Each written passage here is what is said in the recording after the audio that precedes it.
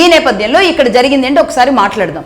ఇందులో నెంబర్ 1, 1200 మంది బలిదానాల మీద తెలంగాణ రావాలి అనేది ఏదైతే ఒక సెంటిమెంట్ గా టీఆర్ఎస్ పార్టీ ఆనాడు పదే పదే చెబుతూ ఈ నిర్మాణం దిశగా అడుగులు వేసిందో, మరి ఆ 1200 మందిని గుర్తించడం, వారికి ఆ సంతోషాన్ని, ఆ స్వావలంబనని ముఖ్యంగా ఇదే రాష్ట్ర ప్రభుత్వం నుంచి గౌరవంగా వారికి దక్కాల్సినవన్నీ కూడా దక్కేలాగా చేయగలిగారా లేదా, వాళ్ళని రికగ్నైజ్ చేశారా లేదా, అది రాజకీయంగా కావచ్చు, ఆర్థికంగా కావచ్చు, వారికి ఉద్యోగ కల్పనలు ఏమైనా చేసి కావచ్చు, ఆ రకమైన ఫుల్ఫిల్ అనేది ఆ కుటుంబాలకు జరిగిందా లేదా అనేది ఇప్పటికీ కూడా గందరగోళమే. 12 సంవత్సరాల తర్వాత కూడా ఇది ఒక క్వశ్చన్ మార్కే ఒకటి. అలాగే నెంబర్ 2, 10 జిల్లాలను 33 జిల్లాలుగా మార్చడం ద్వారా సాధించగలిగింది ఏంటి?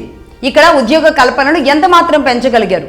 అది డిఎస్సి నోటిఫికేషన్ రూపంలో కానీ ఇంకా ఏ రూపాలలో పెంచగలిగారు? ఇది రాజకీయంగా ఏదైనా అక్కడ కమిటీలు ఏర్పాటు చేసుకోవడానికి, లేదంటే ఐఏఎస్ఎల్ని ఐపీఎస్ని పెంచుకోవడానికి తప్ప ఈ 33 జిల్లాల ద్వారా జరిగిన గొప్పతనం ఏంటి?